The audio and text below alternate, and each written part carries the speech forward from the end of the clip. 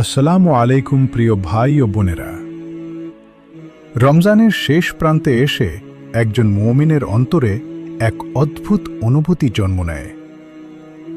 একদিকে আনন্দ, অন্যদিকে এক ধরনের নীরব কষ্ট। আনন্দ এই কারণে আল্লাহ তাআলা আমাদেরকে একটি মাস সিয়াম, কিয়াম, দোয়া, কোরআন তিলাওয়াত এবং আত্মশুদ্ধির তৌফিক দিয়েছেন। আর কষ্ট এই কারণে যে রমজান আমাদের হৃদয়ের সবচেয়ে প্রিয় মেহমান বিদায় নিতে যাচ্ছে। আর ঠিক এই বিদায়ের মুহূর্তেই ইসলাম আমাদেরকে দেয় এক পবিত্র আনন্দের দিন, একটি ইবাদতময় উৎসব, একটি কৃতজ্ঞতার দিন, একটি মিলনের দিন। আর সেই দিনটির নাম ঈদ উল ফিতর। কিন্তু প্রশ্ন হল, ঈদ উল ফিতর কি শুধু আনন্দের দিন, শুধু নতুন কাপড়, ভালো খাবার আর পরিবার পরিজনের সাথে হাসি খুশি সময় কাটানোর নাম, নাকি এর পেছনে আছে আরও গভীর ইতিহাস, আরও বড় শিক্ষা আর আরও গুরুত্বপূর্ণ কিছু আমল? আজ আমরা খুব শান্তভাবে ধীরে ধীরে কথা বলবো ঈদ উল ফিতরের ইতিহাস নিয়ে। কিভাবে মুসলিম সমাজে এই দিন উদযাপন শুরু হলো, কেন এই দিন মুসলমানদের জীবনে এত গুরুত্বপূর্ণ, এবং এই দিনে একজন মুসলিমের কি কি আমল ও কার্যক্রম করা উচিত। প্রথমেই আমাদের বুঝতে হবে, ঈদ উল ফিতর শুধু একটি সামাজিক উৎসব নয়, এটি শুধু সংস্কৃতির অংশ নয়, বরং এটি একটি ইবাদতের দিন, একটি শরীয়ত নির্ধারিত আনন্দের দিন, যা আল্লাহ তাআলা তার বান্দাদের জন্য নির্ধারণ করেছেন। ঈদ শব্দের অর্থ এমন কিছু যা বারবার ফিরে আসে, আর ফিত্র শব্দটি এসেছে রোজা ভঙ্গ করা বা উপবাস সমাপ্ত করার অর্থ থেকে। অর্থাৎ ঈদ উল ফিতর হল সেই আনন্দের দিন যেদিন মুসলিমরা এক মাসের সিয়াম সাধনার পর আল্লাহর নির্দেশে রোজা ভঙ্গ করে আনন্দ প্রকাশ করে। এখানে একটু থামুন এবং গভীরভাবে ভাবুন। এই আনন্দ কোনো দুনিয়াবী বিজয়ের আনন্দ নয়, এটি কোনো ব্যবসায়িক লাভের আনন্দ নয়, এটি কোনো ব্যক্তিগত সাফল্যের আনন্দও নয়। এটি হল আল্লাহর আনুগত্য করার তৌফিক পাওয়ার আনন্দ। আর এ কারণেই ঈদ উল ফিতরের আনন্দ এত পবিত্র, এত গভীর, এত আলাদা। এবার আসি ইতিহাসের দিকে। ঈদ উল ফিতর উদযাপন শুরু হলো কিভাবে? যখন নবী সাল্লাল্লাহু আলাইহি ওয়াসাল্লাম মক্কা থেকে মদিনায় হিজরত করলেন, তখন তিনি দেখলেন মদিনাবাসীদের বছরে দুটি উৎসবের দিন ছিল। তারা সেই দিনগুলোতে খেলাধুলা করত, আনন্দ করত এবং উৎসব পালন করত। তখন রাসূলুল্লাহ সাল্লাল্লাহু আলাইহি ওয়াসাল্লাম তাদের জানালেন, আল্লাহ তোমাদের জন্য সেই দুই দিনের পরিবর্তে আরও উত্তম দুটি দিন দান করেছেন।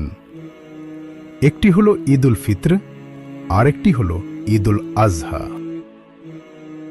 এই হাদিস আমাদেরকে একটি অসাধারণ শিক্ষা দেয়।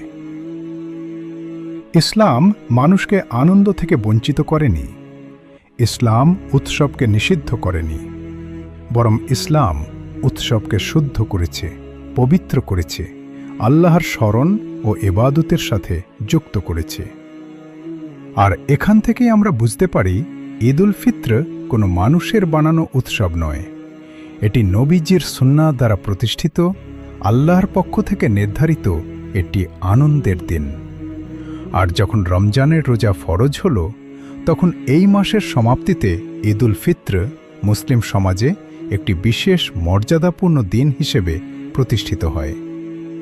অর্থাৎ ঈদ উল ফিতর হল শুধু মাস শেষে আনন্দ নয়, বরং এক মাসের ইবাদত, সংযম, ধৈর্য আর তাকওয়ার পর আল্লাহর পক্ষ থেকে সম্মানিত পুরস্কারের দিন।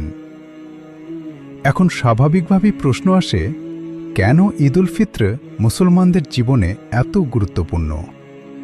এর প্রথম কারণ হল, এটি আল্লাহর শুকরিয়া আদায়ের দিন। পুরো রমজান মাস জুড়ে আমরা রোজা রেখেছি, নামাজ পড়েছি, কোরআন তিলাওয়াত করেছি, দোয়া করেছি, ইস্তিগফার করেছি। আর ঈদ এসে যেন আমাদের মনে করিয়ে দেয়, এই সব কিছুর তাওফিক তুমি নিজে অর্জন করোনি, আল্লাহ তোমাকে দিয়েছেন।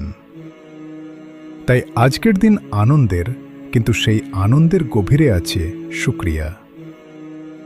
দ্বিতীয়ত, ঈদ উল ফিত্র মুসলিম উম্মাহর ঐক্যের প্রতীক। এই দিনে ধনী গরিব, ছোট বড়, শিক্ষিত অশিক্ষিত সবাই একই কাতারে দাঁড়িয়ে ঈদের নামাজ আদায় করে। সবাই একই তাকবীর উচ্চারণ করে। সবাই একই রবের সামনে মাথা নত করে। এবং এখানেই ঈদের সৌন্দর্য, কারণ এই দিন আমাদেরকে মনে করিয়ে দেয়, মুসলমানের আসল পরিচয় তার পোশাক না, তার সম্পদ না, তার বংশ না, তার ভাষা না। তার আসল পরিচয় হল সে আল্লাহর বান্দা।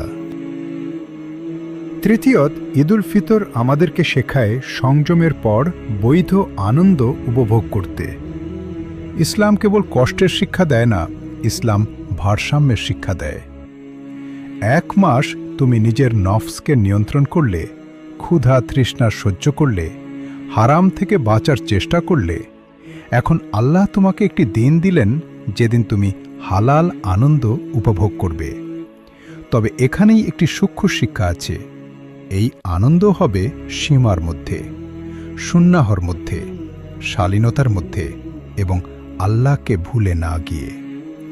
আর ঈদের গুরুত্বের আরেকটি বড় কারণ হল এটি সহমর্মিতা ও সামাজিক দায়িত্ববোধের দিন। কারণ ঈদের আগে সাদাকাতুল ফিতর আদায় করার বিধান দেওয়া হয়েছে।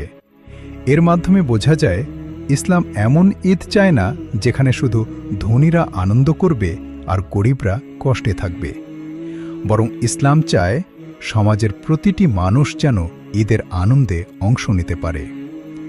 এখানে এসে আমাদের একটি খুব গুরুত্বপূর্ণ বিষয় মনে রাখতে হবে। ঈদের আনন্দ পূর্ণ করতে চাইলে শুধু নিজের পোশাক, রান্না বা ঘোরাঘুরি নিয়ে ভাবলেই হবে না। দেখতে হবে আমার ফিতরা আদায় হয়েছে কিনা, আমার আশেপাশে এমন কেউ আছে কিনা যে ঈদের দিনও অভাবের মধ্যে থাকবে।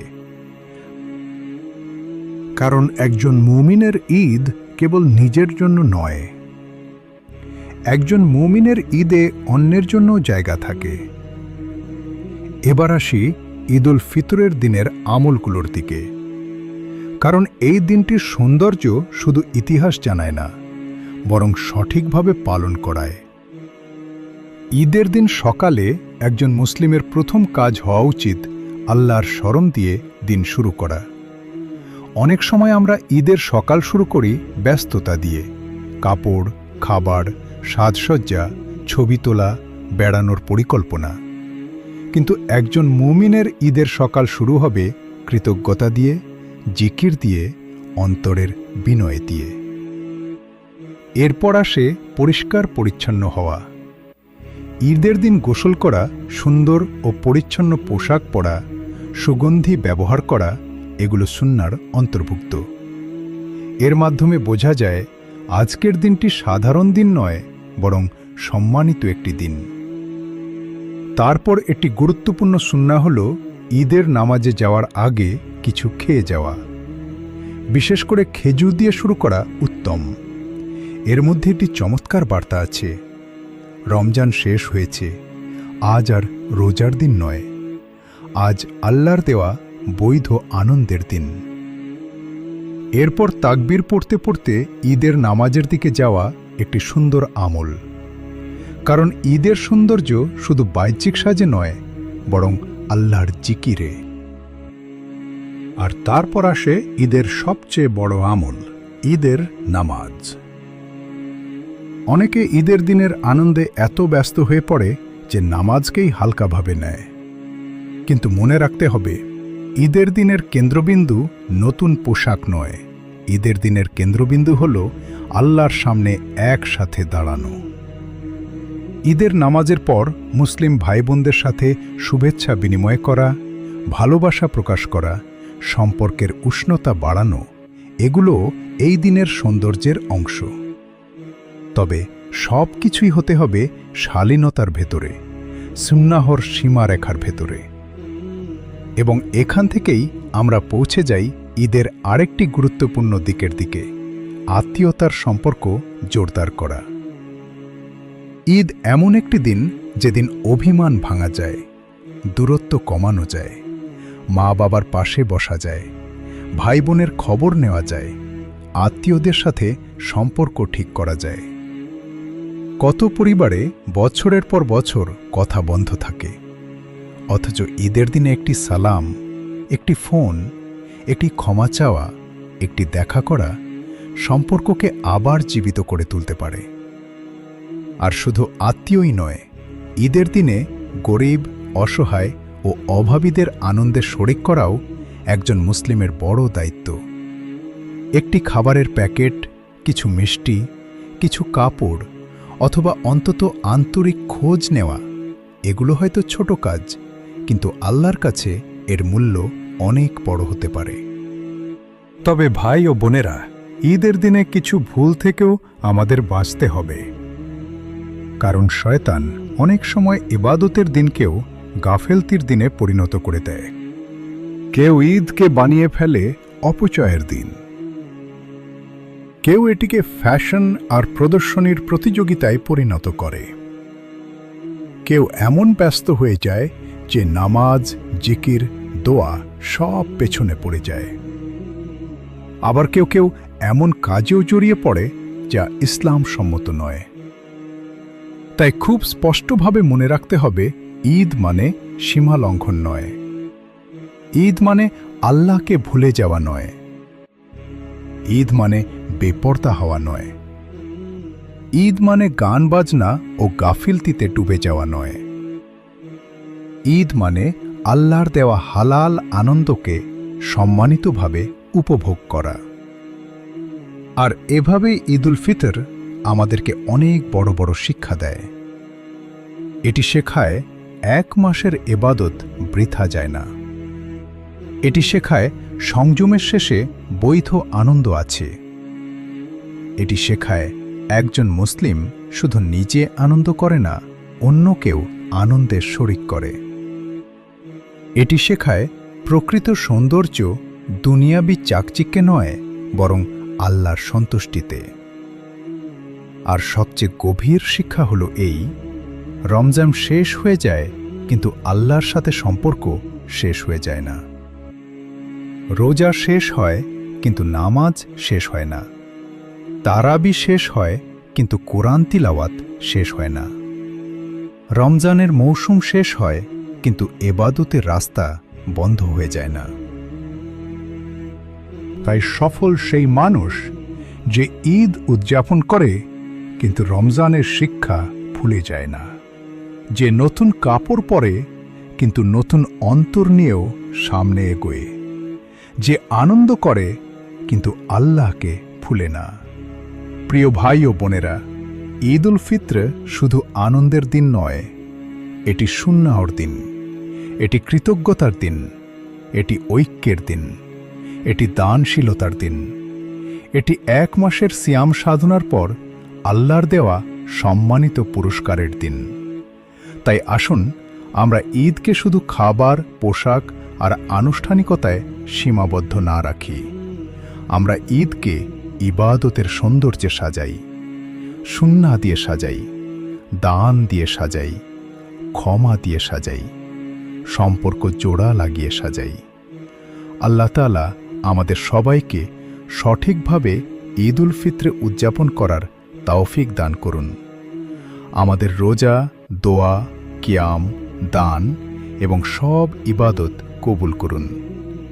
আমাদের অন্তরকে পরিশুদ্ধ করুন এবং এই ঈদকে আমাদের জন্য রহমত, বরকত ও নাজাতের কারণ বানিয়ে দিন। আমিন। আপনাদের যদি আমাদের এই আলোচনা ভালো লেগে থাকে, তাহলে আমাদের ইসলামিক চ্যানেল শেষ ঠিকানা সাবস্ক্রাইব করে আমাদের সাথেই থাকুন। আপনার একটি সাবস্ক্রিপশন আমাদেরকে আরও এমন উপকারী ইসলামিক আলোচনা তৈরি করতে অনুপ্রাণিত করবে। ভিডিওটি শেয়ার করুন যাতে ঈদ উল ফিত্রের ইতিহাস, গুরুত্ব ও আমলের এই সুন্দর বার্তা আরও মানুষের কাছে পৌঁছে যায়। আসসালামু আলাইকুম ওয়া রাহমাতুল্লাহ।